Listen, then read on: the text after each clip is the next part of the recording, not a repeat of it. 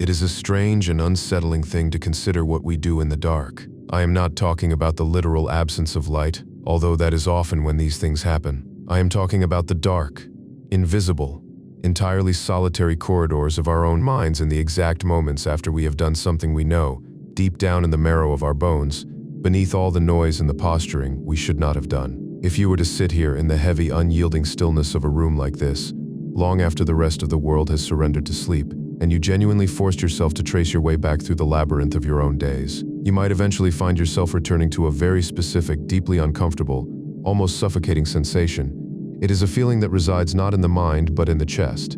It is that exact microscopic fraction of a second right after you fail. Think about the incredibly small things, the quiet daily evasions that we have practiced for so long we barely even register them as lies anymore. Think about looking at a message on your phone, a text from a friend who is going through a difficult time, or perhaps from a family member who just wants a moment of your connection, or even from someone you know you owe an apology to. You look at the screen, and the moment you register their name, you feel a sudden heavy wave of discomfort. You feel the weight of their expectation. You feel a profound, inexplicable exhaustion at the mere thought of engaging with them. And so you swipe the notification away. You leave it unread, and in that precise millisecond before the guilt can even fully form in your throat, the voice in your head is already whispering the defense.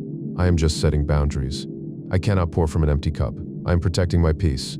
You do not reply the next day either, or the day after that. And when you finally do, a week later, when the silence is stretched into something awkward and painful, you type out the familiar script. I am so sorry, I was completely buried in work.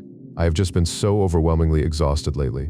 I barely had time to breathe. You type out the familiar script. I am so sorry, I was completely buried in work. I have just been so overwhelmingly exhausted lately. I barely had time to breathe. And the truly terrifying part of this entire sequence is not that you lied to them. The terrifying part, the part that should keep us awake at night, is that you actually forced yourself to believe it. You slowly, meticulously convinced yourself over the course of those 7 days that your avoidance was not born of cowardice, and it was not born of a selfish desire to avoid discomfort. You convinced yourself it was a clinical necessity. You did not want to ignore them. You were simply the tragic, overburdened victim of your own overwhelmingly demanding life. You wrapped your apathy in the warm, socially acceptable blanket of self-care. Or think about the sudden, sharp, metallic pang of jealousy. A friend calls you on a Tuesday evening to tell you that they got the promotion you both knew they desperately wanted, or they just bought a house, or they finally met someone wonderful, or they achieved some quiet dream that you have secretly, desperately hungered for in your own life. You smile into the phone, you say all the right words. I'm so happy for you. You deserve this. This is amazing. But lower down in your stomach, there's a dark, twisting knot of pure, unadulterated resentment, a feeling of profound unfairness. Later that week, when you're discussing this friend with someone else, you casually drop a subtle, perfectly calibrated, undermining comment. You point out a fatal flaw in their new success. It's a great job, but the hours are going to destroy their marriage. Or, it's a nice house, but it's in a terrible neighborhood. And the very second you speak those words, when you feel that tiny agonizing flicker of guilt for diminishing someone you supposedly love, your mind instantaneously builds the psychological fortress to protect you from what you just did. I'm not being jealous, the mind insists. I'm just being honest. Someone has to see reality for what it is. I'm just a realist, and I don't want them to get hurt by being too naive. Think about the weaponization of silence, the passive-aggressive withdrawal. You feel slighted by a partner, but instead of articulating the hurt, you simply shut down. Hurt by being too naive. Think about the weaponization of silence, the passive-aggressive withdrawal. You feel slighted by a partner, but instead of articulating the hurt, you simply shut down. You close the doors. You answer in single syllables. You let the temperature in the house drop to freezing, and as you watch them scramble, as you watch them try to guess what they did wrong, your mind builds the justification. I am not punishing them, you tell yourself. I am simply processing my emotions. I am taking the space I need to protect myself. But deep down, in the quiet, honest, dark, you know exactly what you are doing. You are wielding your absence like a blade. You are making them pay for your discomfort. Yet, the ego refuses to admit the cruelty of it. It dresses up emotional manipulation in the gentle, modern language of emotional self-regulation. Have you ever noticed how gracefully we extend the benefit of the doubt to ourselves while ruthlessly withholding it from everyone else? When someone else snaps at us or cuts us off in traffic or forgets a promise, we instantly diagnose it as a character flaw.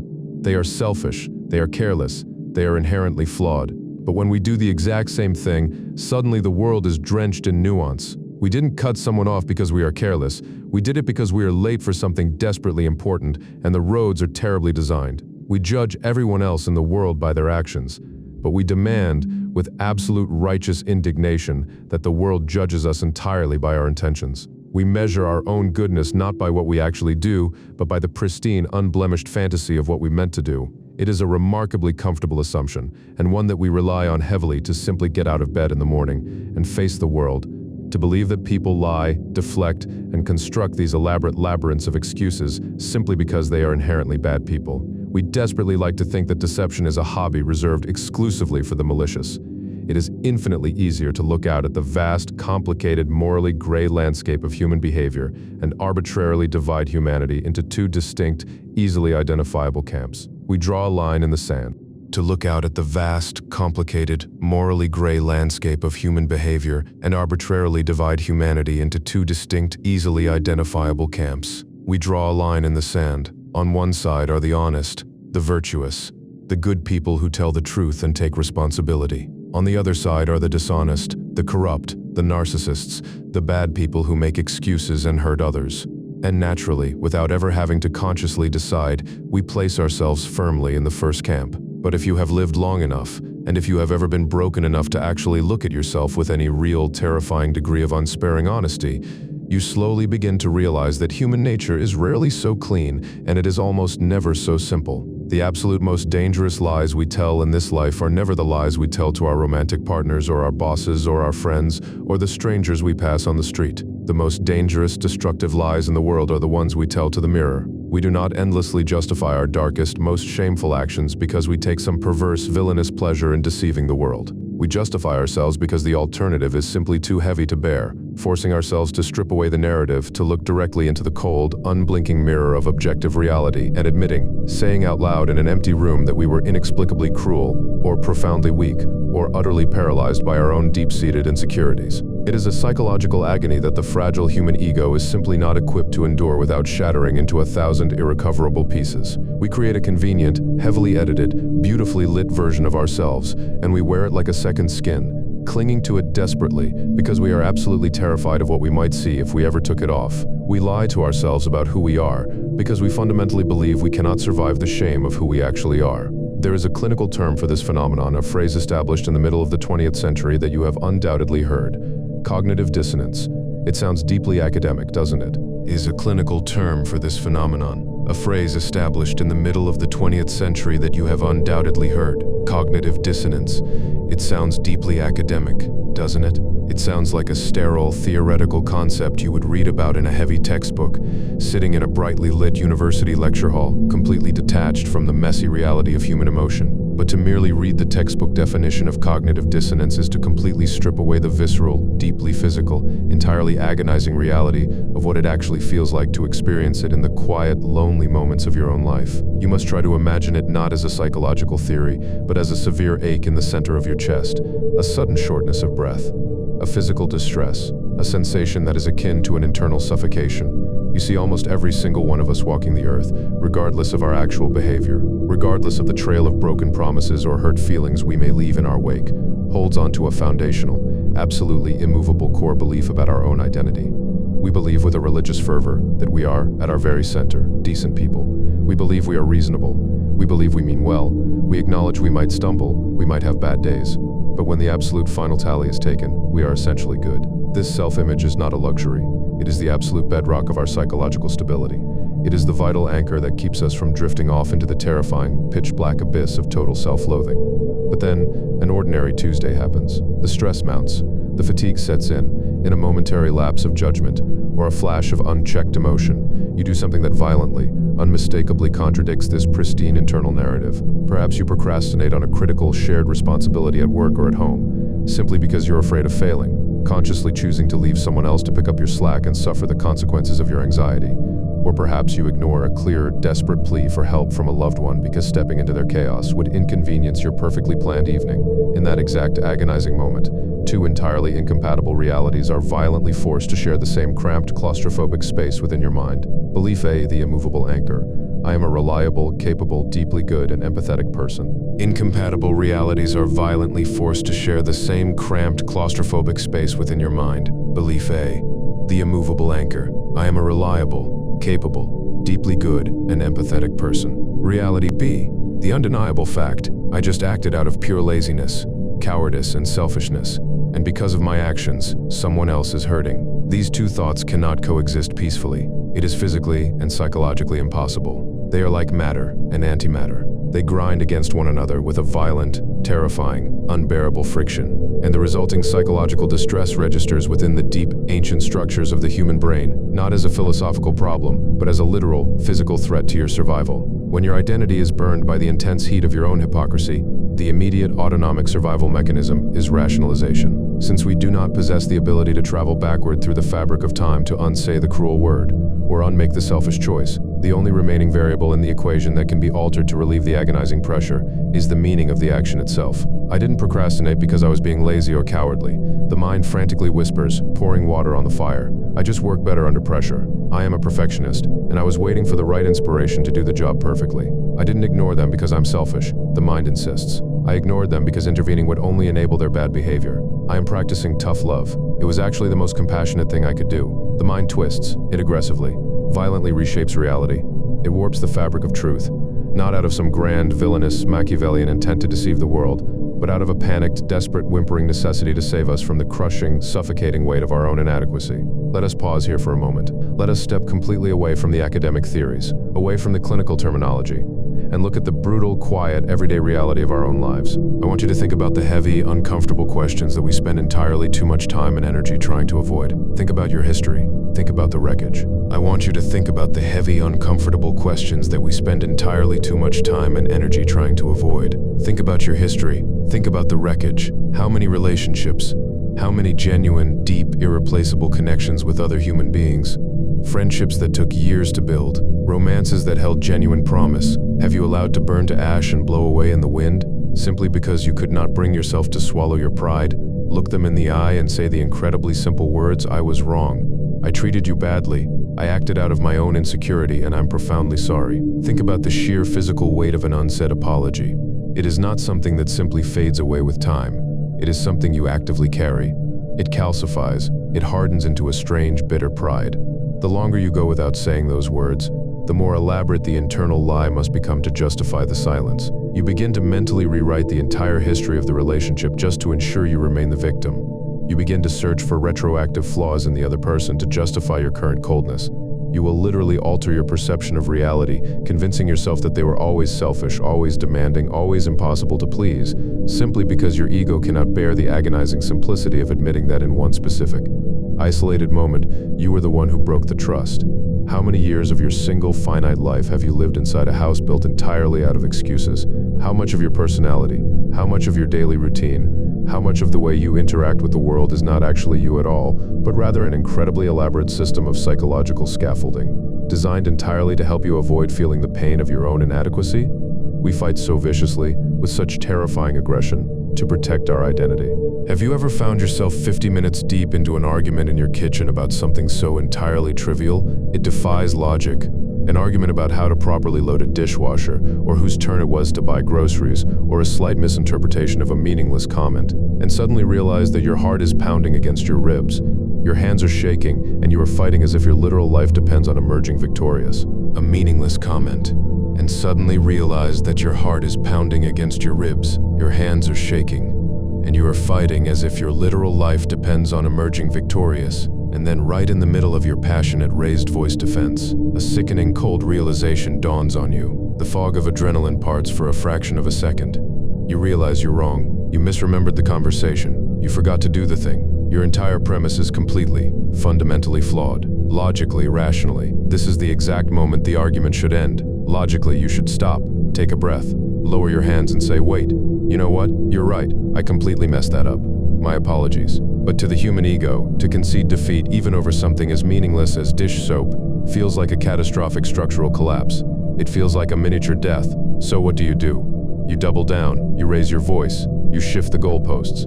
You realize you cannot win the argument on facts, so you instantly pivot to attacking their tone. I might have forgotten, but you don't have to speak to me like I am an idiot. You always do this. You always condescend to me.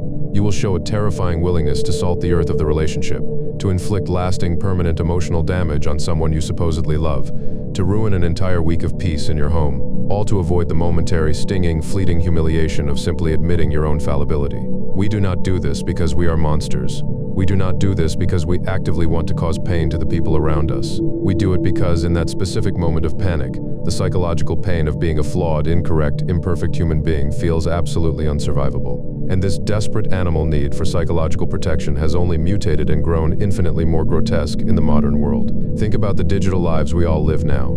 The internet, the sprawling architecture of social media. It is the ultimate, flawless breeding ground for the false identity. It is a place where the mask can be curated, filtered, and perfected down to the very last pixel. We construct these elaborate digital avatars, these pristine, two-dimensional, highly edited versions of our lives, our aesthetics, and our moral opinions. Filtered and perfected down to the very last pixel. We construct these elaborate digital avatars, these pristine, two-dimensional, highly edited versions of our lives, our aesthetics, and our moral opinions. And we present them not just to our friends, but to thousands, sometimes millions, of absolute strangers. And because this digital self is so perfectly constructed, because it lacks the messy, contradictory reality of human flesh and blood, it is also unimaginably, terrifyingly fragile. Have you ever watched people argue online? Have you ever, in a moment of weakness, found yourself doing it? Scrolling through a comment section or a forum late at night and feeling a sudden massive spike of adrenaline. A literal fight-or-flight response because an anonymous stranger challenged a deeply held belief, or pointed out a logical flaw in a statement you made, or mocked a piece of media you identify with. We do not engage in these digital wars to discover the truth. We do not type furiously into the glowing screens of our phones at 2 in the morning because we deeply care about the nuance of a complex geopolitical issue, or the objective reality of a cultural debate. We do it because someone just poked a hole in our fragile digital avatar. The internet has amplified our ancient terror of public shame to a deafening, unbearable volume. In the physical world, admitting a mistake is hard, but in the digital world, to admit an error online, to publicly type the words, "I read that article wrong. My information was incorrect. You make a fair point. I have changed my mind," is treated by the ego as an absolute, unconditional surrender of the self to a hostile mob. It feels like social annihilation. So, we defend our digital ego with a savagery and a ruthlessness we would almost never use in face-to-face confrontation. We construct massive, sprawling essays of deflection. We willfully twist and misrepresent the other person's words to make them seem monstrous. We assume the absolute worst possible faith in anyone who disagrees with us.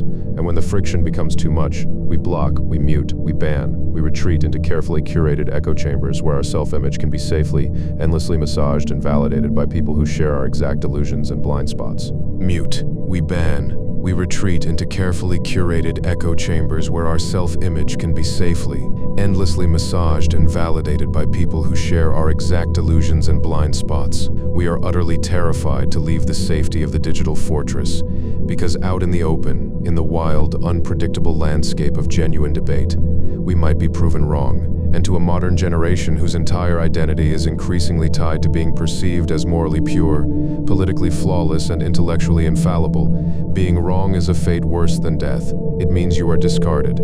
It means you are worthless. Carl Jung. He mapped all of this out long before the internet was even a spark of an idea. He was a man who spent his entire life descending into the dark, forgotten basements of the human mind. He understood the persona, the intricate, exhausting mask we wear every day to survive society. But more importantly, he understood the shadow. He understood that you cannot build a pristine mask without discarding the pieces of yourself that don't fit. The dark cellar of the unconscious mind is where we violently shove all the parts of ourselves that we find unacceptable. Our innate cowardice, our capacity for deep greed, our petty jealousies, our irrational prejudices, our sudden violent urges. But the tragedy of the human condition is that the shadow does not simply disappear just because you refuse to look at it. You can lock the cellar door, you can throw away the key, you can pile furniture against it, but the things inside are still breathing. They are still moving in the dark. And when the dam inevitably cracks, when you are exhausted, when you are terrified, when you act out of pure, unchecked selfishness or unprovoked venomous anger, the shock to your own system borders on profound psychological trauma. For a person who has spent their entire existence identifying solely and exclusively with their pristine moral mask, admitting fault in these moments feels like standing naked in front of the entire world and confessing, everything I have ever built is a lie. I am entirely a fraud. And so we justify, we edit, we rewrite the script. our memory ceases to be an archive and becomes an active, highly biased, ruthlessly efficient storyteller on our payroll. It operates exactly like a skilled, cynical film editor sitting in a dark room. To be an archive and becomes an active, highly biased, ruthlessly efficient storyteller on our payroll. It operates exactly like a skilled, cynical film editor sitting in a dark room. It subtly snips out the frames of the memory that make us look unsympathetic. It aggressively softens the harsh lighting on our own misdeeds, blurring the cruelty of our own words, and it dramatically, cinematically amplifies the background music of our own perceived victimhood. Over the years, a complex, beautifully tragic, entirely human situation where you were deeply, undeniably at fault is slowly, meticulously smoothed out. The jagged edges of your guilt are sanded down until they are completely smooth, and what remains is a clean, simple, utterly false narrative, the heroic, endless saga of the tragically misunderstood self, bravely navigating a hostile, unfair world populated entirely by unreasonable, toxic people. But you have to stop and wonder, what happens to a human soul when you do this for 10, 20, 30 years? What happens is that self-justification stops being a defense mechanism, and it becomes a severe, debilitating addiction. It operates in the exact same neurological pathways as a narcotic.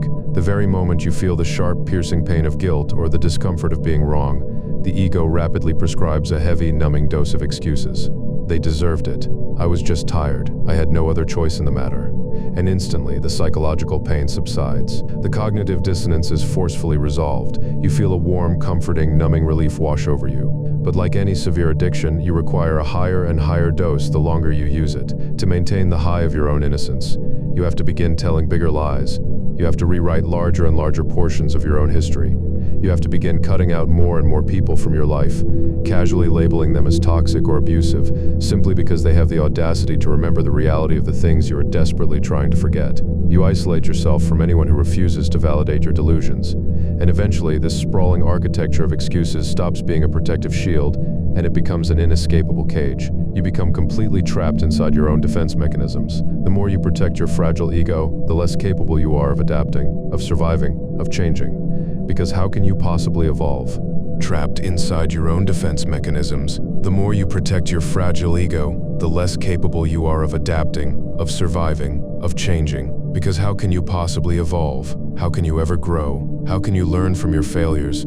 How can you ever become a better, kinder, deeper, more resilient human being if you're fundamentally, structurally incapable of admitting that there is anything about you that needs to be fixed? You cannot. You spend your entire life running to the point of exhaustion on a treadmill of endless self-deception, permanently defensive, completely paralyzed by the terrifying prospect of encountering your own shadow. There was a man, Viktor Frankl, a psychiatrist from Austria. He endured the absolute, unimaginable nadir of human existence. He survived the horrors of the concentration camps during the Second World War. He spent years observing humanity reduced to its absolute, most stripped-down, agonizing, starving essence. Having seen the very darkest depths of human cruelty and the astonishing heights of human resilience, he wrote beautifully, profoundly, about the mechanics of the human mind. He wrote about a very specific space, a tiny, almost imperceptible, fleeting gap that exists in time. The space between a stimulus and a response, between the things that happen to us the moment you realize you messed up, the moment the guilt strikes you, the moment the insult lands,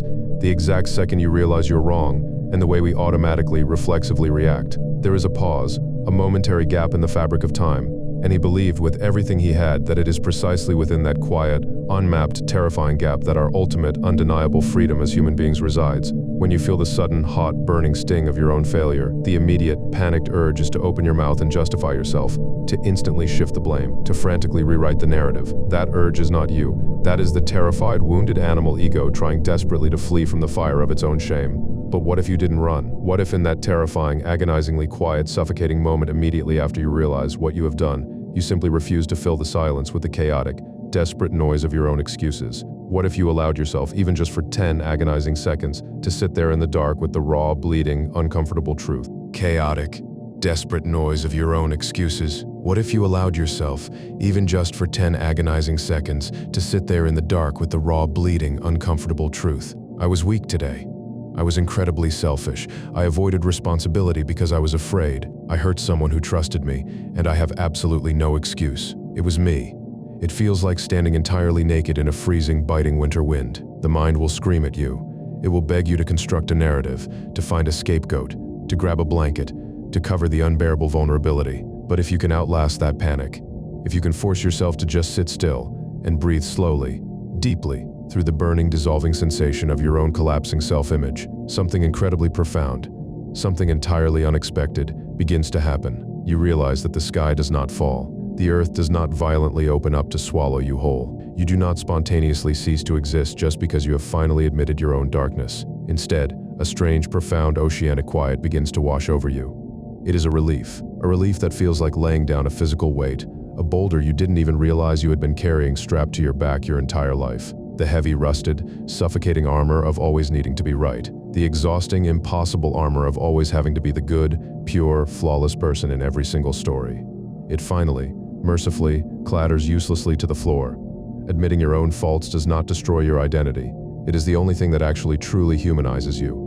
You realize with tears in your eyes that you were never supposed to be a flawless, untouchable monument carved from cold white marble. You are a human being. You are intricately, beautifully flawed. You are perpetually stumbling in the dark. You are capable of deep, cowardly selfishness, and you are equally capable of breathtaking, transcendent kindness. There is a quiet, indestructible, profound dignity to be found in simply taking ownership of your own darkness. Looking at it directly without flinching, without looking away, and without attempting to dress it up in the cheap, ill-fitting clothes of self-righteousness. Simply taking ownership of your own darkness. Looking at it directly, without flinching, without looking away, and without attempting to dress it up in the cheap, ill-fitting clothes of self-righteousness. When you finally stop exhausting your soul with the impossible task of pretending you are perfect, you suddenly find that you have the emotional energy, the clarity, and the grace required to actually try and be better. You stop arguing with the immovable, stubborn reality of your own flaws, and you begin, perhaps for the very first time in your entire life, to truly, deeply live within the honest, messy, beautiful truth of who you are. We are all walking through this life carrying the heavy, invisible burden of the things we will not admit to ourselves. Millions of people, billions of people, moving through the world, endlessly deflecting, endlessly defending, absolutely terrified of what they might see if the mirror was held still. We justify ourselves, we build our cages of excuses, because we are afraid. We are fundamentally terrified that if we are not entirely good, we must be entirely bad. We are afraid that our mistakes make us unlovable. But the reality of the human experience is much quieter, much deeper, and infinitely more forgiving than the panicked demands of the ego. To be wrong is not a tragedy. To fail, to stumble, to let someone down, to act out of fear, and to recognize it, this is just the entry fee for being alive. It is the curriculum of the human school. The true, devastating tragedy is spending your brief, beautiful time on this earth, building a massive labyrinth of lies, simply to convince yourself that you never made a mistake in the first place. Perhaps tonight, as you sit in the quiet, or perhaps tomorrow, or next week, whenever that inevitable moment arrives, when you make the selfish choice, when you snap at the person you love, when you feel that hot, familiar flush of defensiveness rising rapidly in your chest, demanding that you speak, demanding that you defend your fragile ego, you might just choose to pause. You might look at that terrified defense attorney inside you, pacing back and forth in the dark of your mind, preparing the closing argument that will exonerate you, and instead of letting them speak, you might just take a slow, deep breath. And forth in the dark of your mind, preparing the closing argument that will exonerate you, and instead of letting them speak, you might just take a slow, deep breath, let the heavy armor fall to the floor, and quietly say to yourself, into the empty room, not today. Today, I don't need a story. Today, I will just be wrong. Listen carefully to how unimaginably quiet the world gets when you finally stop fighting a war against yourself. Listen to the profound, heavy peace that lives quietly on the exact other side of surrender.